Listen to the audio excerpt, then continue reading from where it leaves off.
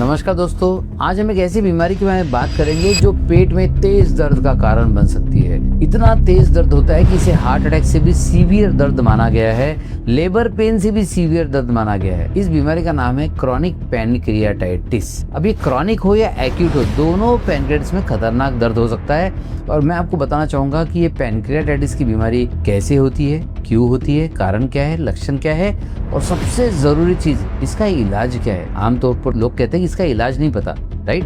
मैं आज आपको इलाज भी बताने वाला हूँ, तो इस वीडियो को आखिर तक जरूर देखिएगा।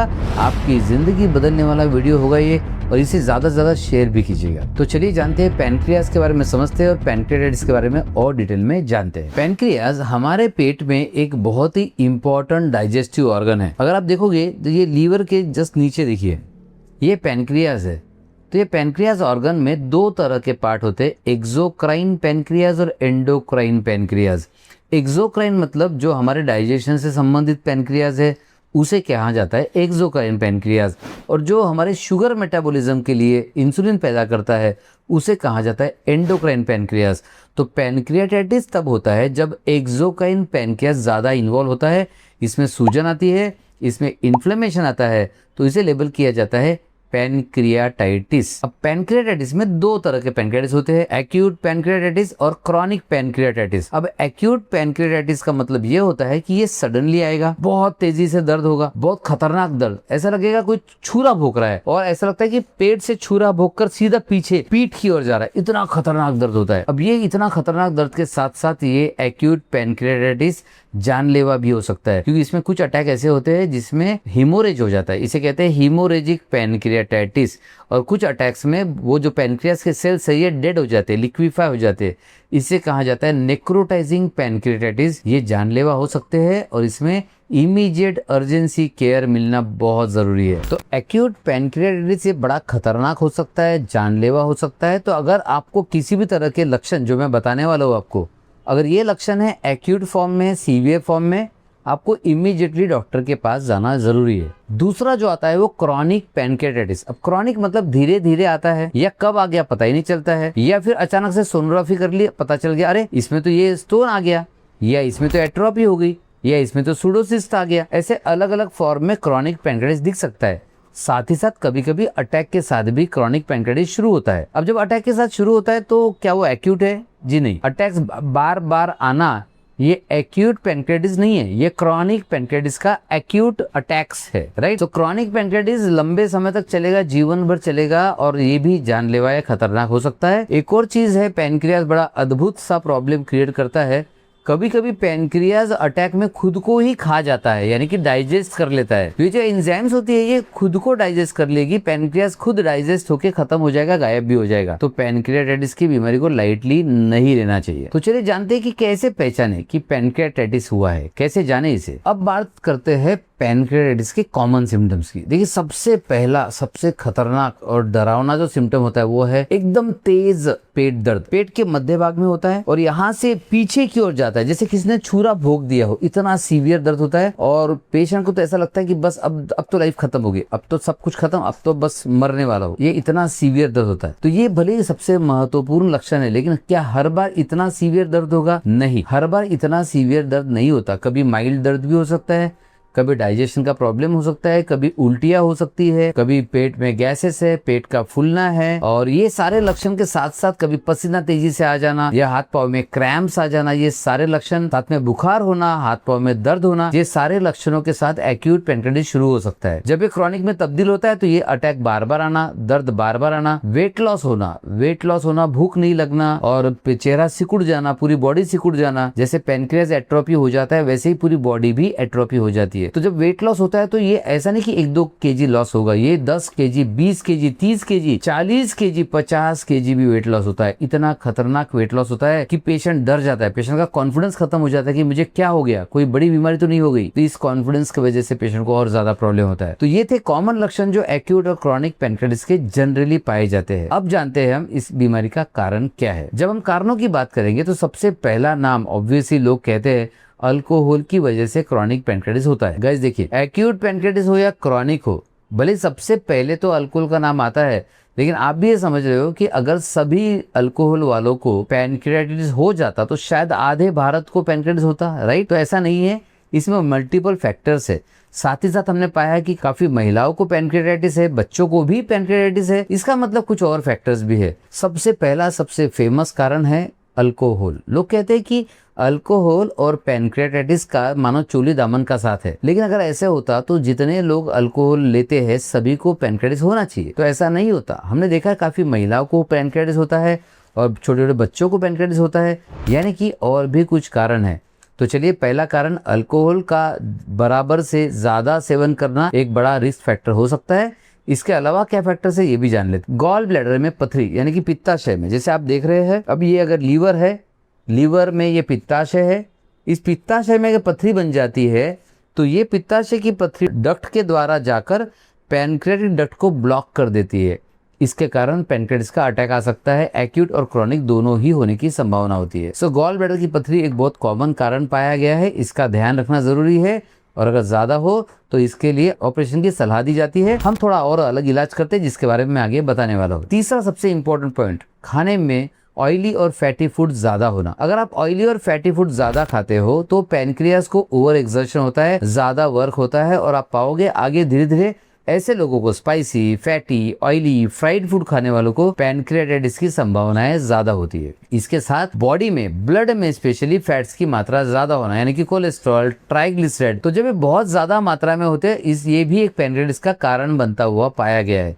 इसके अलावा कुछ medicine, antibiotics, steroids, pain killers, इसकी भी हानि के रूप में क्रॉनिक पैनक्रियाटाइटिस हो सकता है और ये बड़ा खतरनाक स्वरूप ले सकता है। तो यस, ड्रग इंड्यूस्ड पैनक्रियाटाइटिस एक बहुत ही महत्वपूर्ण रोल अदा करता है। इसके अलावा जेनेटिक फैक्टर्स, आजकल काफी सारे जो बीमारी है उनको जेनेटिक लेबल किया जा रहा है, उसमें क्रॉनिक पैनक्रियाटाइटिस भी है। जेनेटिक मतलब दो तरह का होता है, एक तो विरासत में मिल गया आपको, मम्मी पापा को था, दादा दादी, नाना नानी को था, या और परिवार में किसी को है और आपको मिल गया जीन्स के द्वारा, ये हो गया इनहेरिटेड जेनेटिक्स यानी कि विरासत में मिला हुआ जेनेटिक बीमारी। इसके अलावा एपी जेनेटिक्स के द्वारा आप रोजमर्रा के जीवन में कुछ गलत आदतों से, गलत सोच, गलत टेंशन, स्ट्रेस लेने से, अपने आजू बाजू के गलत वातावरण को पालने से आपके जीन्स को गलत प्रोग्रामिंग करते हो, इसे कहते हैं एपी जेनेटिक्स। इसके द्वारा भी आप अक्वायर्ड जेनेटिक प्रॉब्लम आपको मिल सकता है। तो जेनेटिक दो तरह का हो गया, एक विरासत में मिला हुआ जिसमें आपका कोई रोल नहीं है, दूसरा है एपी जेनेटिक द्वारा आपके वातावरण से मिला हुआ जिसमें आप ही का सारा रोल है। तो जेनेटिक फैक्टर्स बहुत इंपॉर्टेंट है और जेनेटिक फैक्टर जब तक सपोर्ट नहीं करेंगे आपको वो बीमारी नहीं होगी। तो इलाज में भी जेनेटिक्स पर काम करना जरूरी रहेगा, जिसके बारे में आगे मैं बताने वाला हूँ कि क्रॉनिक पैनक्रियाटाइटिस का जड़ से इलाज कैसे कर सकते हैं और जेनेटिकली इलाज कैसे कर सकते हैं। चलिए अब जानते हैं क्रॉनिक पैनक्रियाटाइटिस या एक्यूट पैनक्रियाटाइटिस का इलाज कैसे होता है। देखिए, एक्यूट पैनक्रियाटाइटिस तो बहुत सीवियर होता है, जनरली अटैक्स आते हैं तो एडमिट करना पड़ता है। एडमिट करने के बाद सबसे पहले काम होता है पैनक्रियास को आराम देना। इसके लिए खाना पीना बंद कर दिया जाता है। काफी बार तो नली डाल दी जाती है, राइल्स ट्यूब, जो नली पेट में जाती है और पेट में जाने के बाद उसमें से पेट में जितनी चीजें आती है सब कुछ निकाल देना पड़ता है, क्योंकि जब भी पेट में कुछ रहेगा पैनक्रियास स्टिमुलेट होगा, पैनक्रियास स्टिमुलेट होगा, आपका अटैक बढ़ेगा। सो भूखे रहना है, देन नली लगाना है, राइल्स ट्यूब लगाना है, नाक के द्वारा पेट में जाएगी, साथ ही साथ आईवी फ्लूइड्स। अब आप कुछ खा नहीं रहे हो, राइट, खाना बंद है, नील बाय माउथ हो आप, मतलब नील बाय माउथ मतलब आप मुंह के द्वारा कुछ नहीं खा सकते, तो सलाइन चलेगी, विटामिन चलेंगे, साथ ही साथ पेन सीवियर है तो पेन किलर चलेंगे और इसके साथ एंजाइम्स भी देने पड़ेंगे। तो ये है एक्यूट अटैक को मैनेज करने का जनरली तरीका। लेकिन क्या आपको एक घर पे मैनेज करना है? नहीं, ये आपको अस्पताल में जाना है और डॉक्टर्स को मैनेज करने देना है। सो एक्यूट पैनक्रियाटाइटिस में कोई रिस्क नहीं, सीधा अस्पताल में जाइए, उसे मैनेज कीजिए। हाँ, अगर बार बार अटैक आ रहा है और अब एक्यूट बहुत सीवियर नहीं है, माइल्ड से अटैक्स है, तो आप घर पर मैनेज कर सकते हैं और वो कैसे मैं आगे आपको बताने वाला हूँ। ये था एक्यूट का इलाज। अब क्रॉनिक पैनक्रियाटाइटिस की बात करते हैं। तो क्रॉनिक पैनक्रियाटाइटिस में इलाज में सबसे पहले आता है डाइट। डाइट पर बहुत ज्यादा ध्यान देना चाहिए। Low fat, low protein and no spicy diet लेना चाहिए। जितना आप इस डाइट को मेंटेन करोगे, पैनक्रियाटाइटिस का अटैक कम आता है या नहीं आता है। इसके अलावा पेन किलर्स, रेगुलर बेसिस पर अगर पेन होता है तो रेगुलर बेसिस पर pain killers, enzyme preparation, enzyme supplements लेने पड़ते हैं। लाइपेज, अमाइलेज, लाइपेज एंजाइम्स कितनी बड़ी हुई है, डाइजेशन का कितना प्रॉब्लम आ रहा है, उसके हिसाब से एंजाइम्स दी जाती है। सो एंजाइम्स आपको रोज लेनी है और उसकी क्वांटिटी भी आपके डॉक्टर्स फिक्स करते हैं।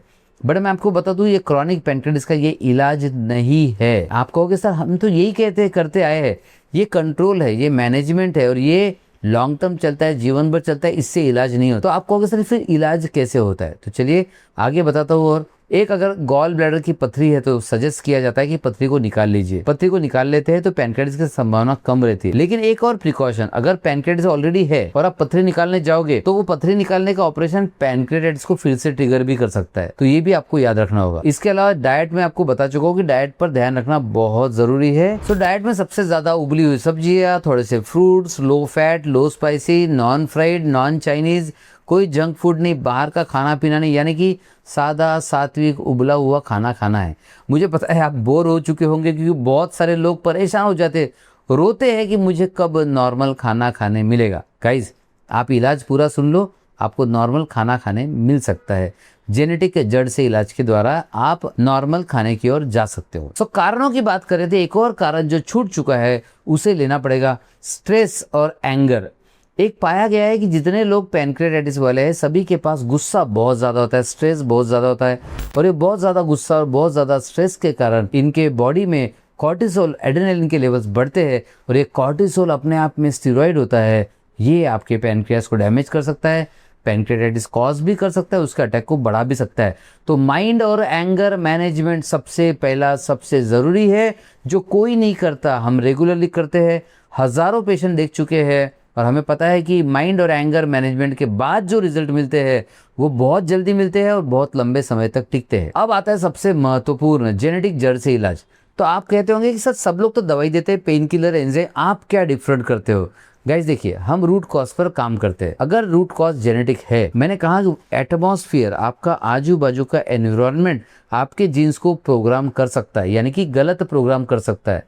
तो गलत एनवायरनमेंट अगर गलत प्रोग्राम कर सकता है तो सही एनवायरनमेंट सही प्रोग्राम भी कर सकता है। तो हम आपके जेनेटिक प्रोग्राम को बदलते हैं, जिसे कहते हैं एपीजेनेटिक्स। तो जब आप जेनेटिक प्रोग्राम को बदल दोगे तो आपके शरीर में क्रॉनिक पैनक्रियाटिस होने की टेंडेंसी रहेगी नहीं, है कम हो जाएगी। तो जैसे जैसे वो टेंडेंसी कम होती जाएगी, आपकी बीमारी वैसे वैसे कम होती जाएगी और गायब भी हो जाती है। सो जेनेटिक प्रोग्रामिंग एपीजेनेटिक्स के द्वारा करना बहुत बड़ी समझदारी भरा स्टेप होता है।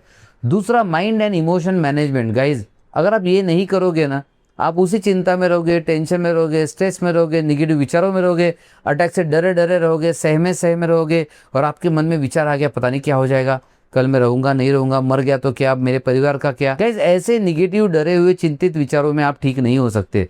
तो mind management and emotion management, ये चीज़ सबसे ज़्यादा ज़रूरी है। इसके अलावा हम जो देते हैं, देखिए दवाइयों में अब टेम्परेरी पेन किलर लेके कुछ नहीं होगा।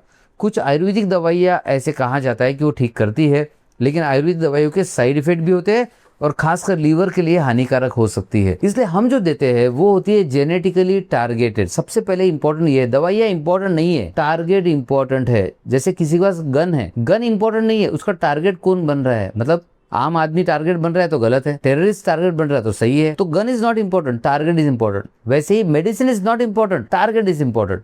तो आप आमतौर पर आप दवाइयाँ लेते हो वो पैनक्रियास को टारगेट होती है, इससे फायदा नहीं होता। एंजाइम्स पैनक्रियास को टारगेट है, इससे फायदा नहीं होता। होम्योपैथिक में बहुत अच्छी मेडिसिन आती है, आयरिस वर्सिकलर, नक्स वोमिका, ये पैनक्रियास की ओर टारगेट होती है, उससे भी फायदा नहीं होगा।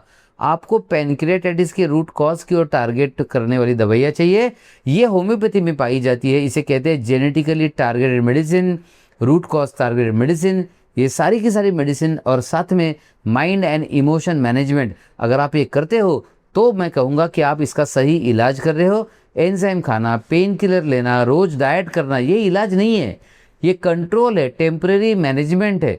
तो अब आपको चुनना होगा कि टेम्परेरी मैनेजमेंट करना है या रूट कॉज ट्रीटमेंट करना है। अगर आपको रूट कॉज ट्रीटमेंट करना है तो नीचे कमेंट में रूट्स लिखिएगा, हमारी टीम आपको गाइड करेगी कैसे पैनक्रियाटिस का जड़ से इलाज कर सकते हो और बीमारी से फ्री भी हो सकते हो।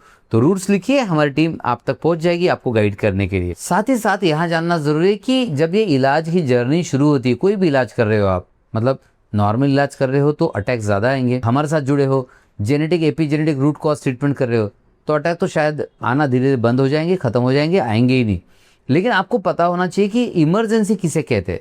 देखिए, तेज दर्द, साथ में उल्टियाँ, साथ में बुखार, साथ में खून की उल्टी या खून की लैट्रिन, अगर ये चीजें हो रही है तो फिर बहुत खतरनाक स्थिति है, तुरंत डॉक्टर के पास जाना जरूरी है। तो दोस्तों, आज हमने जाना कि क्या होता है पैनक्रियाज, पैनक्रियाटाइटिस क्या होता है, इसके लक्षण क्या होते हैं, देन इसका एक्चुअली कारण क्या होते हैं, साथ ही साथ हमने जाना इसके इलाज क्या होते हैं, साथ ही साथ हमने जाना इसके रूट कॉज, जेनेटिक एपिजेनेटिक वाला जड़ से इलाज क्या होता है। तो उम्मीद है ये वीडियो आपको पसंद आया होगा, ज़्यादा से ज़्यादा लोगों तक पहुँचाइएगा, क्योंकि सही लक्षण सबको पता है लेकिन सही इलाज किसी को नहीं पता। सभी लोग एंजाइम और पेन किलर ले रहे। हो सकता है आपके द्वारा ये वीडियो जिसके पास पहुँच जाए उसकी ज़िंदगी बदल जाए। तो अगर आप केयर करते हो तो शेयर करो, और कुछ आपका सवाल होगा पैनक्रियाटिस के बारे में तो कमेंट में सवाल ज़रूर लिखिएगा, हम उस पर ज़रूर वीडियो बनाएंगे। और कोई टॉपिक चाहिए तो वो भी लिखिएगा, हम उसके लिए भी वीडियो बनाएंगे। आगे मिलते हैं अगली वीडियो में, तब तक के लिए इस वीडियो को अच्छे से और देखिए और शेयर करते रहिए। Thank you, bye bye.